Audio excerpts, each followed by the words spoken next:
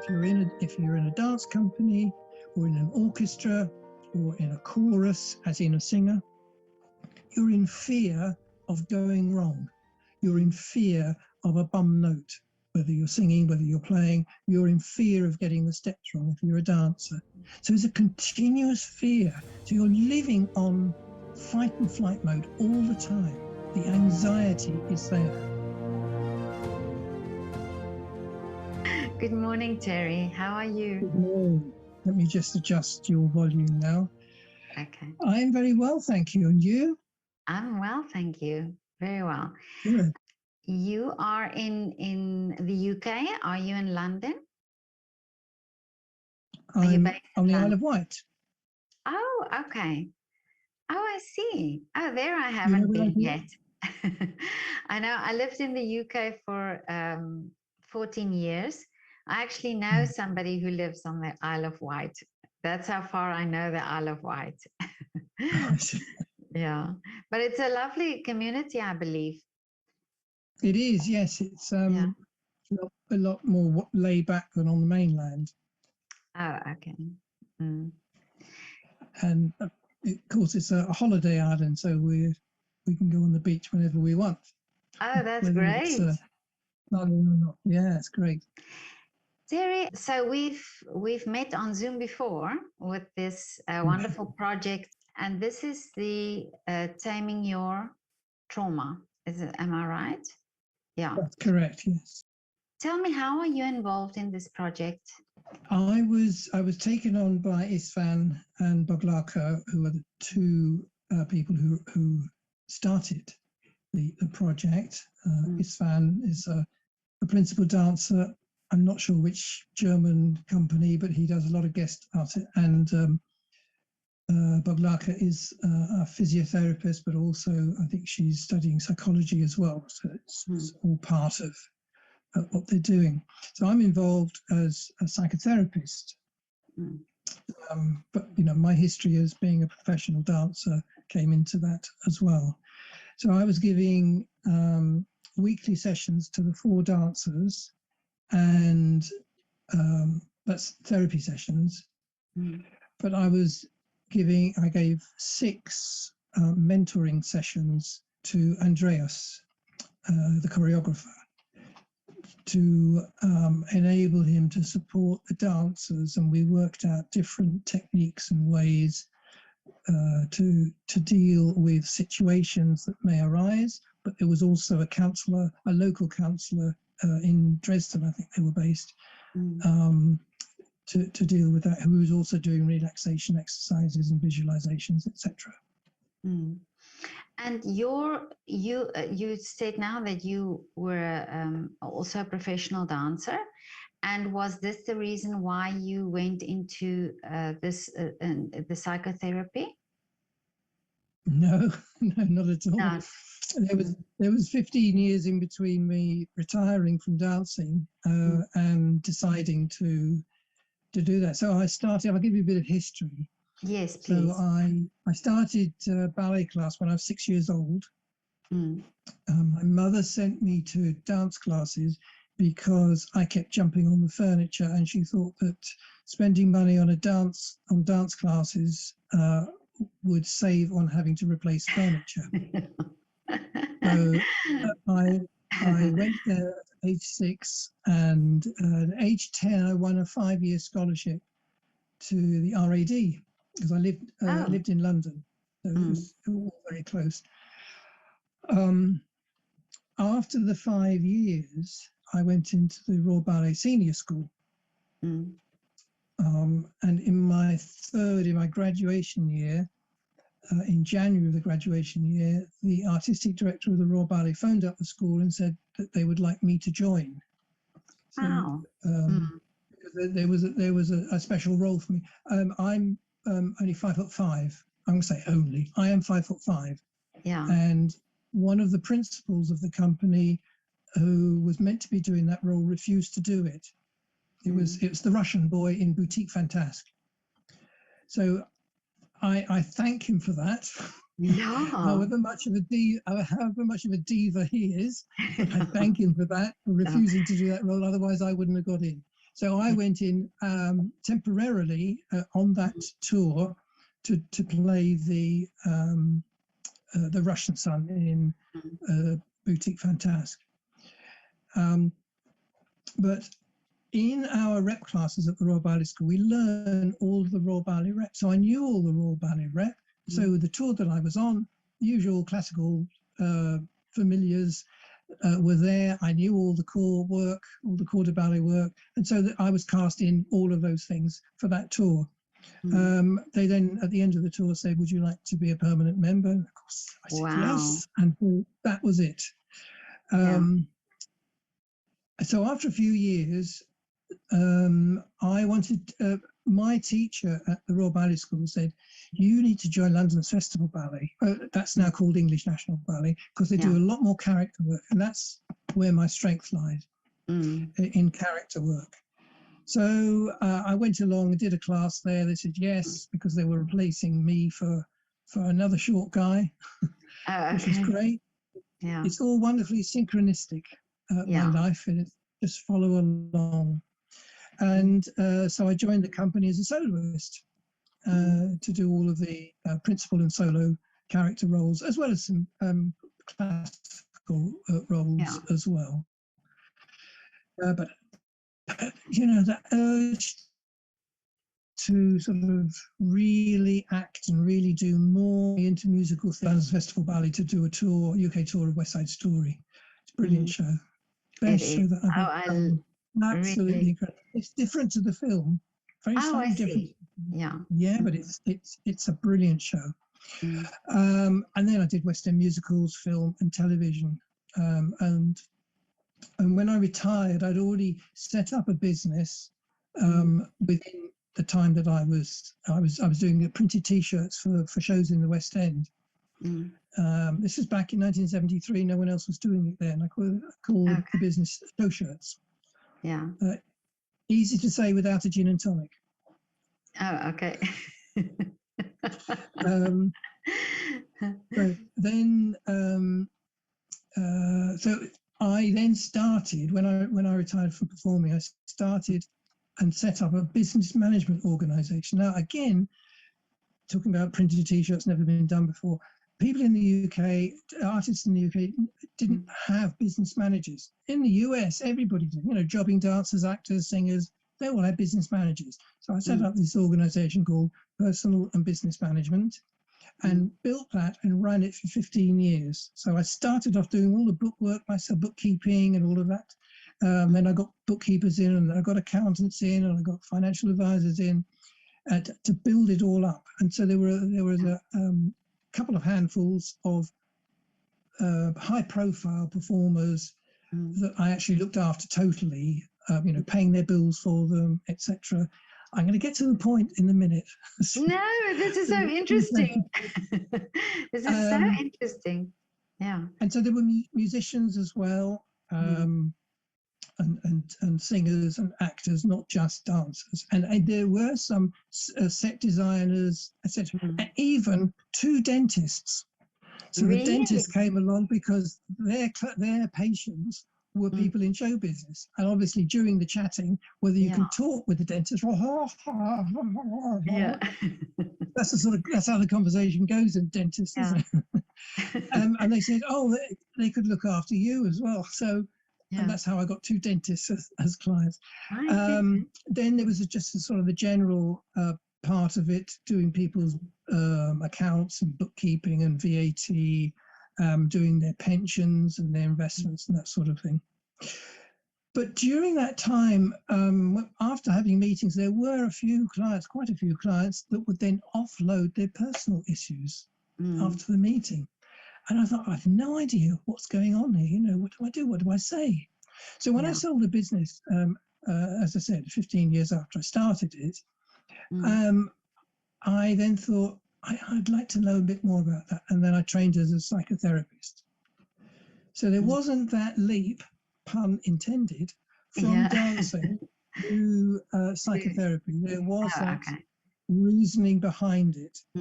So I hope that now answers your question. Yeah, but very interesting. And that you know, that you came to understand, or that you now understand also, because you come from this world, you come from the artistic world and from the ballet world, and of course you can now, I think this is sometimes the problem, is that when dancers speak to somebody, even a physiotherapist who has not been involved in the dance world or has this experience, it's almost a bit difficult for them to understand.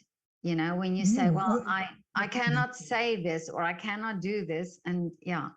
And now I'm thinking for you as well, it's you've been there, you can really totally relate, and you can give advice, or how does it work with you? You give advice, or you just listen and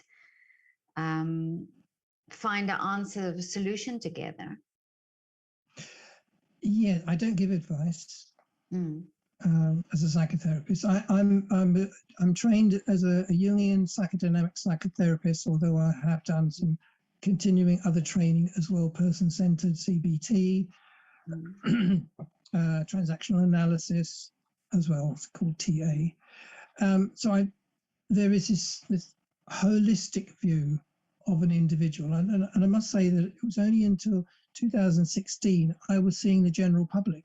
So from 2010 up to 2016, I only saw the general public. It was when a dancer, a retired dancer, came to see me after being discharged from a psychiatric unit, knowing that I was a dancer. But I thought, wow, yeah, dancers actually need this. They need someone who understands. In the same way that the example you gave about a physiotherapist, in 1968, when I joined the Royal Ballet, we were on tour in Stratford-on-Avon, and I pulled a thigh muscle, and they brought the local physiotherapist in, and she asked me what I did, how I did it. And when I showed her, she said, "What did you do that for?" I said, "That's my job." And there was no concept of what an athlete or what a dancer does. And I think now, you know, in the last 20 years, dance science has developed in the physical therapy side. So there are ex-dancers doing it. There are physiotherapists and other physical therapists that are really learning and understanding what it takes to be a dancer. But in counselling and psychotherapy, that's not the case. I only know of about 4 other people around the world that are actually ex-dancers that are doing counselling and psychotherapy. So when you get a vocational school or a dance company taking on physical therapists that have a great understanding of what dancers, and then they have counsellors just from the high street, have no concept. So when dancers come to me, one of my questions in the first session is, have you had previous counselling? Did it help? And those that have had previous counselling, and I say, did it help? They say, no, they didn't understand me. You know, a dancer doesn't want to hear, is your anxiety so bad that you should give up dancing? They don't want to hear that. No. They want a solution for it. And so when you say, do I give advice? No, I don't. I work with the client to understand what is going on for them, and their realizations as we move on, their realizations will help. Now, I use CBT to help with the symptoms, because people come to therapy with symptoms. They don't come knowing what the underlying factors are. So CBT is very good to help with the symptoms, and that's all. I wouldn't use it as a standalone therapy, because it's like a paracetamol for a headache. It'll get rid of your headache. Further down the line, you'll get your headache back, but you haven't found out why you got the headache in the first place. So a two-pronged attack, as it were, using a way to get rid of the symptoms so that they feel better, but finding out why. And we go way back, even in utero.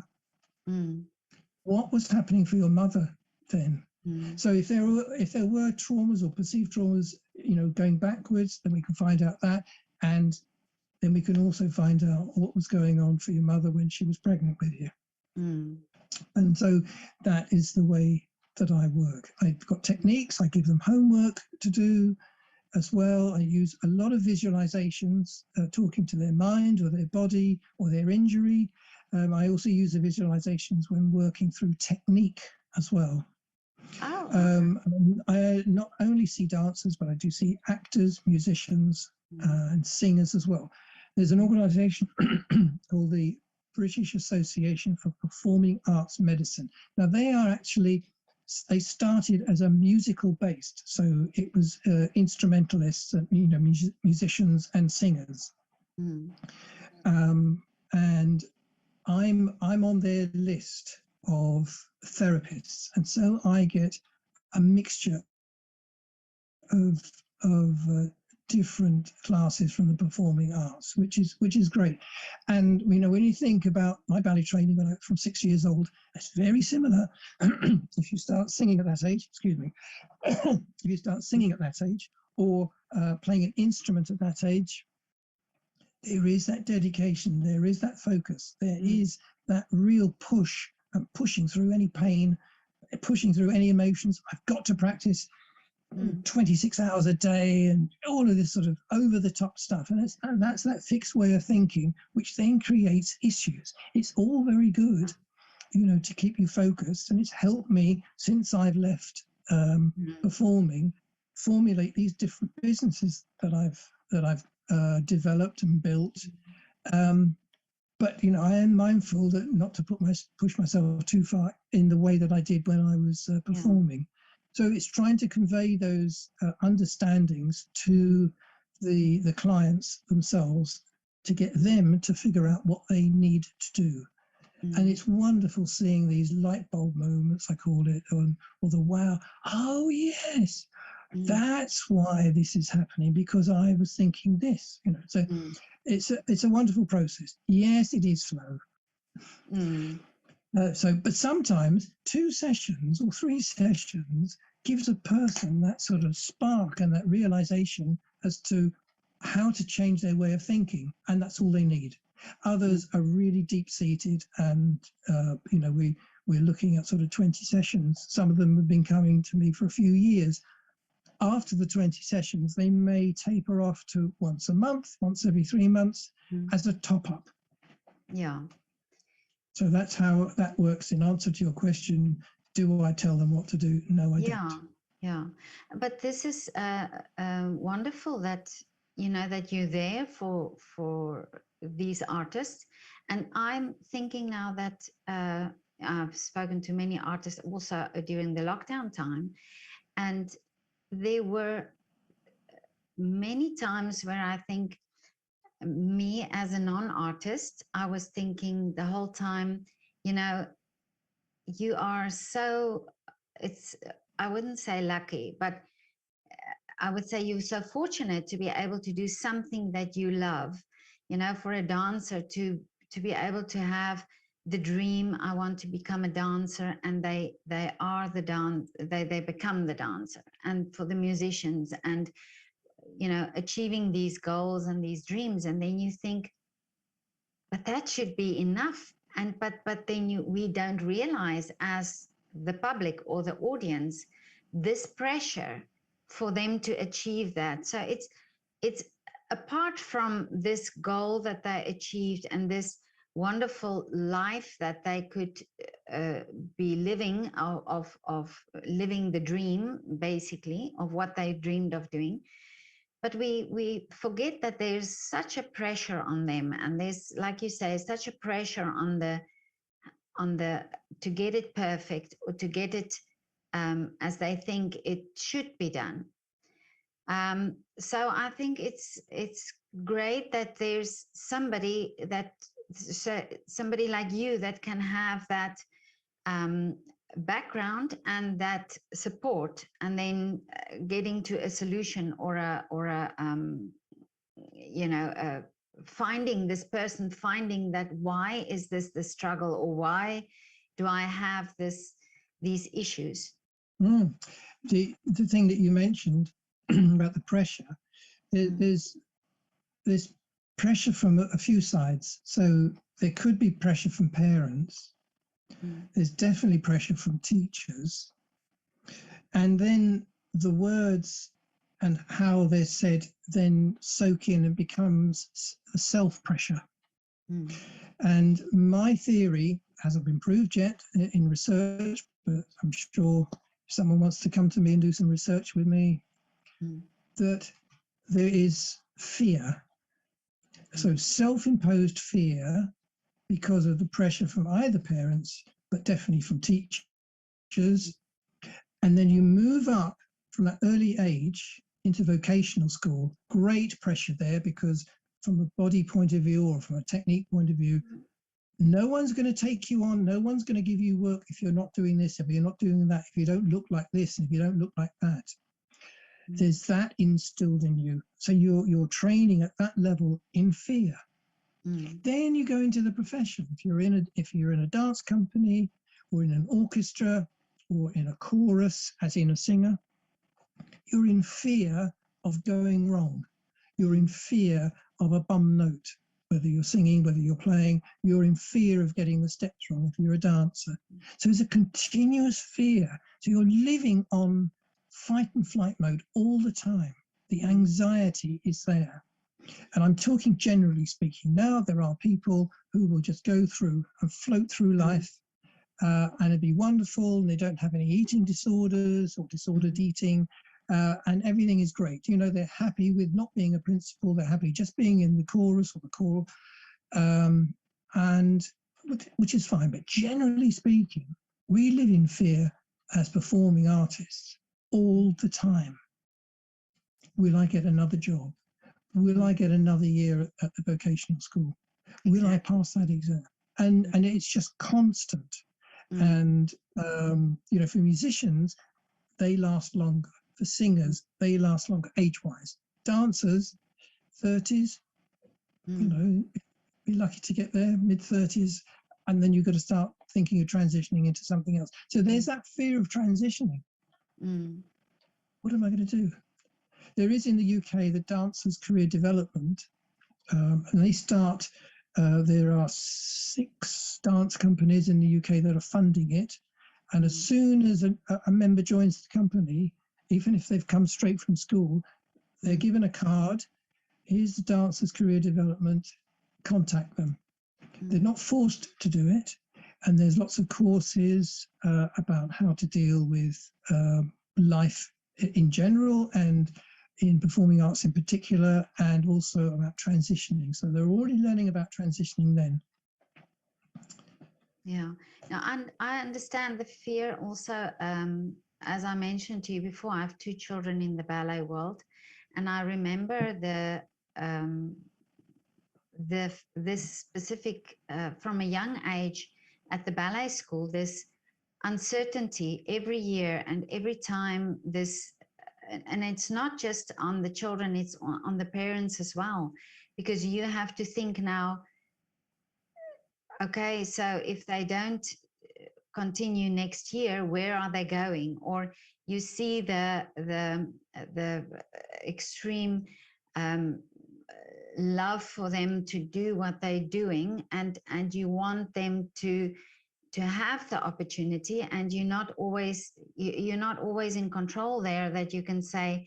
But you can say from a parent's perspective, it doesn't have to be. Or, you know, in my case, I was never I always wanted them to be happy and to fulfill what they want to do. But I'm not a competitive person. So the ballet school for me was difficult to understand why a 11-year-old or a 13-year-old child had to have all this pressure, why they couldn't just be the artists, because I believe that young children have a authentic artistry, and if you can use that artistry and develop that rather than trying to mold them into something. But I wonder if, and this is what I raised also during that conversation, is that what you are doing is so wonderful, but I wish so much that I knew of you when my children were in the ballet school, and that there was somebody that could say to them, you are okay, you are fine, you are an artist, you are developing you will get there at your own pace, not like everybody else, not, you know, like the star of the school. You have your own way of going, but unfortunately it's not there. And it's such a pity that a beautiful art like ballet doesn't allow children to develop into these artists. So now my question to you is, don't you think it's so important that we prevent what you are now having to deal with, and that they having to counsel, that we prevent it and say every ballet school should have somebody like you there, understanding, and not just working with the children, but also working with the teachers, because it comes from the teachers, you know, that they learn to how to speak to and how to teach in a positive way. Yeah, the workshops that I've been doing for vocational schools and smaller studios as well, which is really nice. You know, some of them have only got sort of 10, because it's 13 plus really that the participants should be age 13 plus. Okay. So some of them, I think I've done a couple virtually that only had, I think, 10 in the studio. So these are caring studio owners, caring principals of dancing schools. Then there's the vocational schools that I've talked to, when there's hundreds. So I spent 2 days. So I went over 3 years ago, I think it was, went over to New York to work with the Joffrey Ballet School. I spent 2 days there with them. And Elmhurst here in the UK, and English National Ballet School. So those are open-minded schools, and I did workshops for the faculty as well. And that's what you're saying. Right. That's where it's coming from. So some of them, you know, in the faculty were saying, yeah, that's the way we were treated. And some of them actually said, I'm never going to treat students like that, the way that I was treated. Others kept quiet. And I'm thinking, are you doing this then? Are you projecting all of your issues onto them? So, you know, that's where it needs to change. Exactly. It also needs to change at the top, so that the principals also have probably gone through that. You may find, or I have found, some of the musical theatre schools that have got the person who set up a dancing school all those years ago that developed into it, who is still running it, still has the old school way of working, which is so negative. All they want out of that is to be able to say, we've got these people into jobs. You know, 90% of the students have got into, and that's all they're after is numbers. So they're churning out robots. They're not churning out performers who are ready to perform, who understand what performing is all about, and understand what the ripples that come from the way that they were trained. And also then you go further up to the artistic directors of the dance companies, to the choreographers who treat people like dirt. They want an aesthetic look, a technique that is incredible. They're going to get robots. They're not going to get the soul of the dancer, which is what you were talking about, starting on, you know, 6 years old, 10 years old. There's that joy, the joie de vivre of dance, of performing, gets killed. And I've heard dancers saying that the ethos of some of the schools, you know, getting the feedback is crush them and then build them up. And that's what I'm saying. They get a robot. But of course, when robots don't work, they throw them out. So, you know, you've lost a human being. So we want to develop human beings who are artistic and develop all of that. And as I said in that talk that you heard, it's going to take a generation, because you've still got these people up that ladder that are still working on the old school basis. Well, I speak also to many musicians, and what I found very interesting during this lockdown period, and even after, you will find that the young musicians have such a great relationship with their teachers. that they actually move from one country to the other just to be with a specific teacher. And that they spoke over the lockdown period very much about the support that they had from their teachers, that and even the artists that I photograph in their windows would say something like, oh, you know, in an hour I have my on Zoom lesson and I'm looking so forward to it. And they have such a different relationship with their teachers. Their teachers are mentors, and they are loyal to each other, the teachers to their students and the students to the teachers for their lives. They talk with so much admiration and gratitude about their teachers.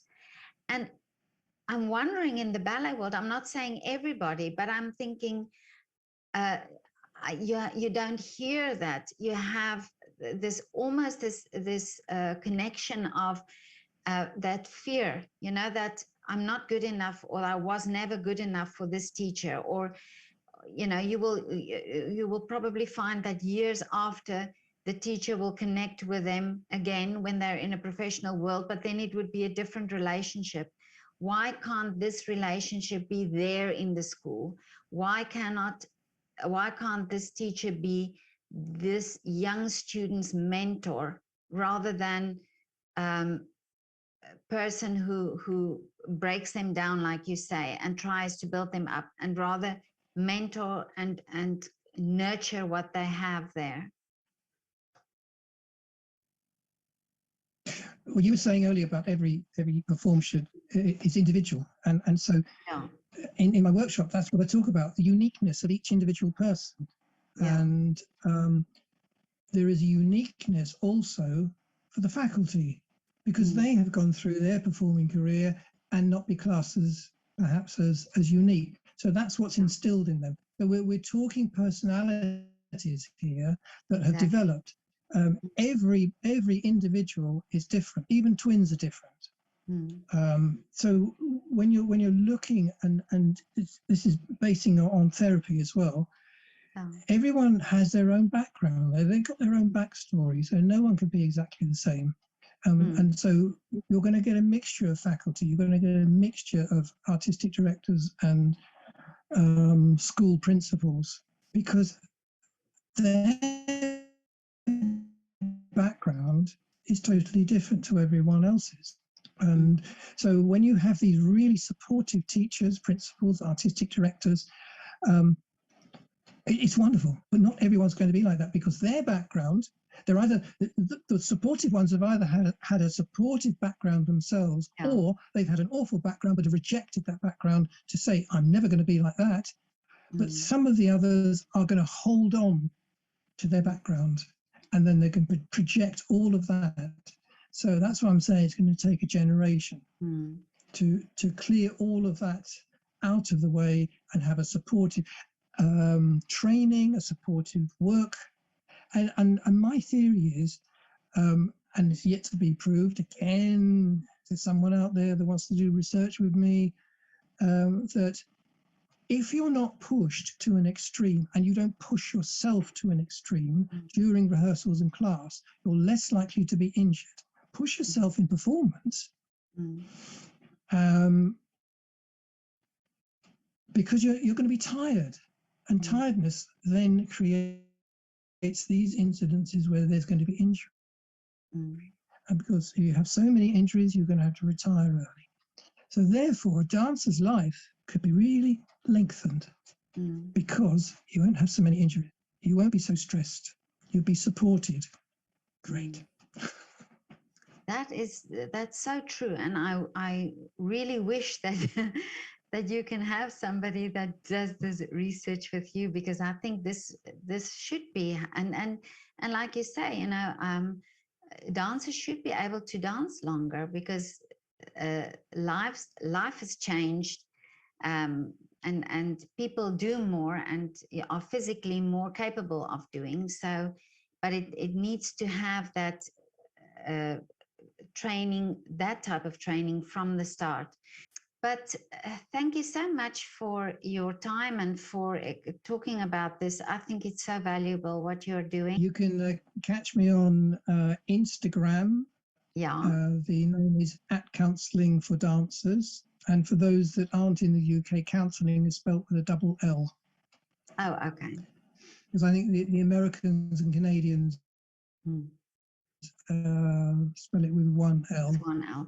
And you do. And then you can always see what's going on my website, counsellingfordancers.com. Okay. And you do online counseling as well?